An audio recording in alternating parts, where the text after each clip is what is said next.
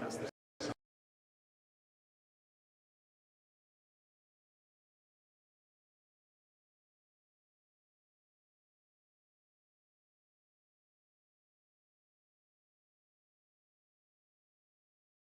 and as you know, we're live streamed, so can I welcome everybody? We're all here, there's no apologies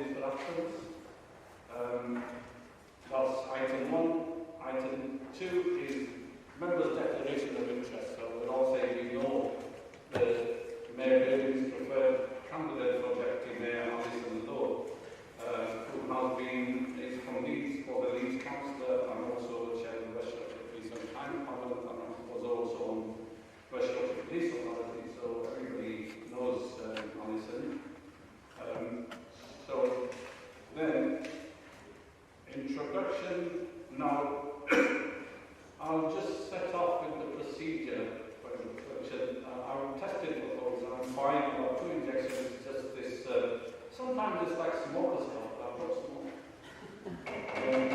Okay. Well, first of all, can I, which I didn't mention earlier on, maybe it's more appropriate to mention now, we've got additional 3 women panel members, new panel members, replaced by other panel members, which is good. The women are taking over now with Mayor Brady as a woman and her preferred candidate as well, so we're out number there, which we welcome. We always promote positive discrimination. So thank you. As you know, I'm the chair. Because we're being live streamed, I'll go through the formality. I'm Councillor Mohammed Iqbal from Leeds, chair of the West Yorkshire Police and Crime Panel, and I would like to welcome everyone to today's confirmation hearing. I would especially like to welcome Alison Lowe, who is the mayor of West Yorkshire's proposed candidate for the role of Deputy Mayor for Policing and Crime. The panel members have already been introduced, so I won't go through that process. So I will just take a moment to set out what we are going to do this morning and how we are going to set out about doing this. This morning's meeting is a confirmation hearing for the panel to review the mayor's proposed appointment of a deputy for policing and crime in line with the requirements. The hearing is a public meeting and it is being live streamed for those who cannot attend in person. The panel have been provided in advance with information from the Mayor about the role and information about Alison's skills, CV, knowledge and experience to help us in our considerations. When we begin, I will pass over to the Mayor to introduce Alison and if she wants to say a few words before we move on to the questions from the panel. The panel have a number of questions that they would like to ask Alison, and if there's anything that Alison would like to clarify or ask the panel, then please feel free to ask for the question to be repeated if you don't understand, or any query or clarification you would like to ask. When the panel has come to the end of questions, and if you have no more questions, Alison, for the panel, if you have no more questions, because you have the right to ask questions, the panel meeting will close. The panel will then go into a panel members only session to come to a decision on its part and recommendation to the Mayor of the appointment. The report will be sent to the Mayor Brady within 3 working days, but we would expect to notify the Mayor and candidate of the panel decision as soon as the panel has reached a decision. Therefore, you are welcome to come back to the meeting for the decision if you want to. Are there any questions on this process? Okay. If not, then I would like to hand over to Mayor Brady. Thank you, and I'm so pleased that Alison Lowe has agreed to be my nominee. Her speaks for itself, doesn't it? Her work on the police and crime panel, her work as a councillor in Leeds, her work more recently as the CEO of a very large mental health charity focused on diverse communities. My commitment in my manifesto pledges was to have equality, inclusion and diversity at the heart of everything I do, and I know Alison will be a huge champion for that. Commitment to supporting women and girls is also something that we share. I can't imagine anyone more able, more capable and more exceptional for this role, and I really hope that you're with me going forward. If I could just quickly take a moment to thank Mark Williamson for the work that he's done over the last few years, setting us and putting us in a good place in West Yorkshire, but I know that Alison will be able to build on that and go further with experience. So thank you. Over to you, Alison. Thank you so much for the opportunity to be here today. I don't propose to give a long speech. I know that we don't have a lot of time, and I'm really keen to answer your questions and confirm that I am the right candidate for this role. So it's up to questions. Thank you for the very short and swift introduction. Can I open up to questions from the panel? Therefore, can Jackie Williams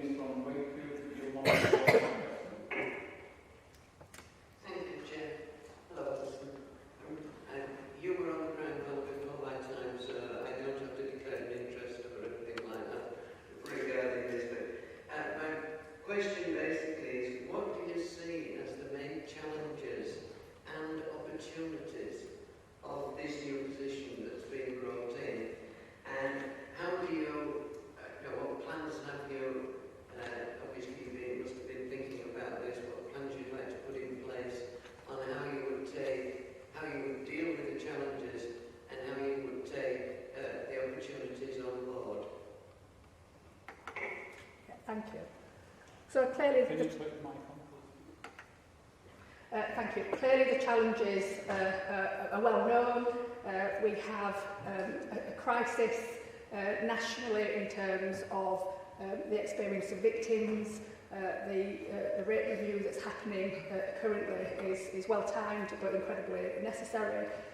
We have a situation where the Home Office numbers are telling us that only 7.5% of all crimes were actually charged in 2020. 38.5% of offenders were not detected in 2020. So we've got a huge mountain to climb in terms of the state of the criminal justice, the number of crimes and the state of the criminal justice system as a result of ongoing courts changes to the courts, which we've already mentioned today. So there are lots and lots of challenges. In West Yorkshire, I think we've got a really great story to tell. West Yorkshire's not broken, by the way. I think that there are lots and lots of brilliant examples of great practice, outstanding for efficiency, and good across the other appeal areas.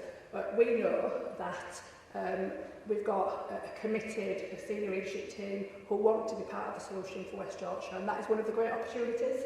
And I think that working with the force, working with the mayor, but also using this platform, which is about engaging with the communities that we serve, and that's one of the things that I think I bring to the role, is that I'm quite old now, and I've used my years well to get to know the communities of interest that we all represent, and that is all communities of interest. But I have particular expertise in working with Black African, Caribbean, Southeast Asian communities, LGBT communities, both my children are gay, and I've worked a long time trying to build trust with those communities, and I think that that's a massive opportunity, again, for West Yorkshire Police and for the Mayor and the Wiper Office to start a different dialogue with those communities, to start a partnership with the people that we serve. We need to understand what their concerns are, how crime is affecting them, what they want us to do together, bearing in mind that the financial situation is dire. We've been cut 140 million since 2010. I've looked at the long-term forecast and we're looking at a £24 million deficit by 2025. So we know that there is a huge amount of work to do. But if we've got the right commitment, the right passion, the right values, which I believe we have, and that's another opportunity, I do believe that we can get there. So I've definitely thought about what the challenges are, I've thought about the opportunities, and I think that the reason I said yes was because I think I'm really well placed to start some different conversations, to show, to have the conversation through a different lens, but bringing my lived experience. But also my knowledge of policing in West Yorkshire means that I'm already running. I'm not having to learn things afresh. And I think that together, the triumvirate of West Yorkshire Police, the Mayor's Office and the Police and Crime Panel, we can do something really, really brilliant. Thank you, Alison. Next question is from Sarah.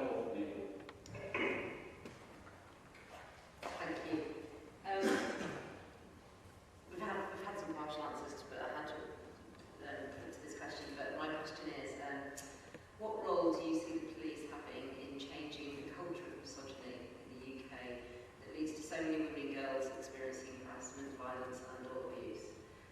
And how can we make the West Yorkshire Police Force the leading light and an exemplar to lead the way for other forces in the UK?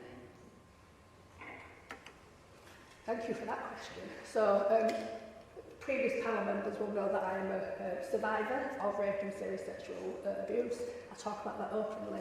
So I come from a position of knowledge and lived experience. And I am actually delighted to say that because of the work of Mark Burns-Williamson together with the force, we are already great practitioners in terms of working to defeat the scourge of rape and sexual assault. So we record in West Yorkshire more rapes than any other force. And that's because of the brilliant data integrity processes we've got, which I have to say this panel led on getting us to that position. We've got a brilliant SARC, a Sexual Assault Referral Centre, which was built in partnership with the NHS that Mark led on, nearly £3 million worth of investment in West Yorkshire. It's now merged with the CAMS, so there's children and people can also attend that SARC. We've embedded IDVAs and ISVAs into that work, and we led on the Rosso gatekeeping arrangement so that we've got staff embedded in CPS to make sure that all those cases going forward are the very best cases that they can be. But we know that that's not enough. We know that women are not coming forward. I didn't report my rape or sexual assaults. We know that when women do come forward, that the response that they get both from police and from the system is not good enough. I welcome the government's statement last night, this morning, about the review of the way that victims are treated. That is incredibly important. But I also think that where West Yorkshire has been good, I want West Yorkshire to be great. And I will bring my lived experience, my knowledge of working with women and girls. I'm a founder member of the Together Women programme, for example. We've got a women's centre in Leeds and Bradford, but we've operated across the whole of West Yorkshire and in Hull and Lincolnshire too. And I've got lots and lots of connections with the women's sector over very, very, very many years, chaired the Domestic Violence Abuse Forum in Leeds for 20 years plus. So I will bring that knowledge, those connections, those friendships, those partnerships that I've developed over years and years and years to bring triangulation. Yes, I'm using that word again, folks. Those who know me like me to use that word. I will triangulate the reality of the situation for victims and for workers working in this arena, because often we get into a rut thinking we're great, we're doing everything right, we don't check in with the people who know best, and that is the women and girls and men. We know that men are also subject to rape and sexual violence. And so I will keep on connecting to those communities. And one of the reasons that Mayor Brabin asked me to be her nominee was because, not just of my lived experience, but because of my connections in communities, and that's communities of all types. And so I will bring that community engagement and the knowledge of those communities, my friendships and partnerships, to inform the policy direction. But I'll also bring rigour to my conversations with the Chief Constable, challenge to my interactions with the police, holding that mirror up all the time, because if it's not good enough for me, it's not good enough for any woman in West Yorkshire, and I will not rest. Mayor Brabin will not rest until we get it right. Thank you, Alison, for your in-depth response to this very important question and your personal experience and how passionate you are on this subject and how to make a difference on the triangular approach as well. So thank you. For the answer, can I invite Councillor Richard Dunbar? Thank you, Chair. Thank you, Alison.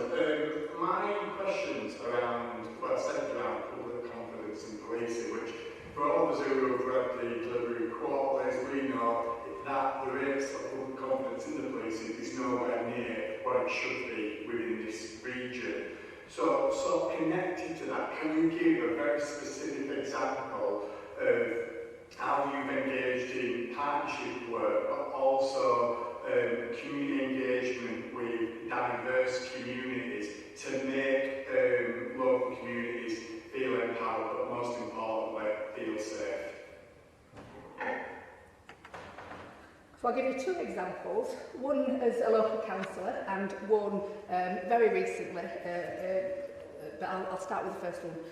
So when I was an army councillor, we were representing a group of people who were literally living in a terrible situation, marauding kids coming night after night, smashing car windows, house windows, robbing people. I mean, the kids, the youths, had taken over this estate, New Whaley Community Centre, was at the heart of that. And what I did was I led a task force, really. So this was a new bit of our patch, so we'd never had this part of Armley before. It came in under the new arrangements in 2004. And we met with the residents, they told us the problems, they explained how it made them feel. I brought in the police, Safer Leeds, it wasn't called Safer Leeds then, and social behaviour team. I brought in health, I brought in the local ALMO, Leeds West Housing, and together, because it wasn't just a policing issue, youth services, we brought in all these different partners, and week after week after week, I made those people come together and I held them to account for delivering for that local community. And at the end of 12 months, we'd got fencing around all the flats, we'd got ASBOs, those words, they don't use them anymore, but we've got ASBOs for 14 young people, it was all over the Evening Post, and we restored calm and we restored order for the people in that community. But more than that, we built community cohesion, because as people came together to talk about their neighbourhoods, they started to talk to each other. And the local councillors then funded a worker, development worker in the community centre. She then brought in additional money, which meant that the community centre became a hub. Now that hub is a massive hub. It fed everybody during the COVID-19 pandemic, and it's a massive part of that community. New Workley doesn't have those problems anymore because the local councillors, and I have to say led by me on this occasion, made sure that we brought all the resources together and we ensured that the voices of those local people were heard and action was taken as a partnership, because it was never just about the police. The other example is very recently, you might have all seen an event in the centre of town where it appeared that a black person was pepper sprayed, a black person was pepper sprayed, and I was immediately contacted by the local coordination of the Black Lives Matter movement, because I've got these connections, who asked me for reassurance to understand what had happened. I immediately sent that to Mayor Brabin, who was able to organise a meeting with the Chief Constable within hours. We got a briefing led by the Chief Constable and ACC Hankinson on exactly what had led up to that incident, and I was then able to go back to Black Lives Matter, explain what had happened, calm down the situation. I did a video which Black Lives Matter asked me to do about my role, but also about how my role and Tracy's role now mean that there's a different conversation. They can ask us to give them that assurance at very short notice in a way that they couldn't before. And I think that yes, people came together to talk about what happened. You know, there was a small vigil at the spot where this person had been arrested. But I think we massively managed and reduced the potential disruption that could have happened had we not intervened in the way that we did.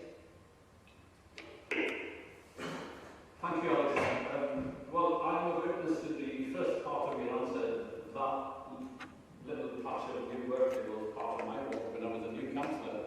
There were so many problems, but as you will know, it didn't really belong to our ward, which was Beeston, and it belonged to your side. And under the boundary changes, it went to your side where it should have been, and there was big job to do on London. So thank you. Now, Joe Sykes wants to ask a question. Thank you, Chair. Actually, if you'll indulge me, I've got two questions. Alison, the panel are particularly interested in your experience of an oversight role with regards to the police. Is there anything you can add to what you've just said around oversight and about holding the police to account?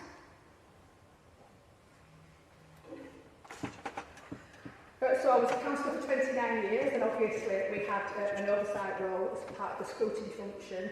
As all councillors have that scrutiny function, so I've got 29 years of doing that in different guises, but also 5 years as chairing this panel and 2 years as a member of this panel where we held Matt Burns-Williamson to account. So I think I've got substantial experience of oversight in a public sector role, but obviously I'm a trustee, I've been a chair of board, I'm a NED, so we have that oversight role in different settings too. I also recognise the limitations of that oversight role. Oversight is not operational. I understand that the force is an independent, objective organisation, and that policing by consent relies on no politics. People didn't elect John, people didn't elect West Yorkshire Police, and I understand that my role is limited to the legislative framework. I understand that Tracy is the PCC and that I am not, and that she is delegating functions to me. I am really clear about the legal parameters and frameworks within which I am working, but I'm also responsibilities to hold the force to account, delivery of the objectives once we've developed them. Thank you.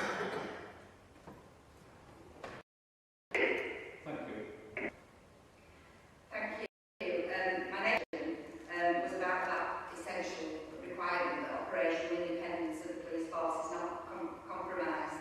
And what I wanted you to do, and if you've got anything additional to add, is to tell us what assurances you could give the panel that you recognise this clear requirement for separation of political and operational responsibilities, and how you will ensure it's adhered to. I do realise you answered a lot of that in previous answers. Yeah, well, I think it's also okay for me to say that John will make sure that that is the case. There is no way that John Robbins, as Chief Constable, is going to allow me to step into his area of role, his area of responsibility. You know, is going to stand up for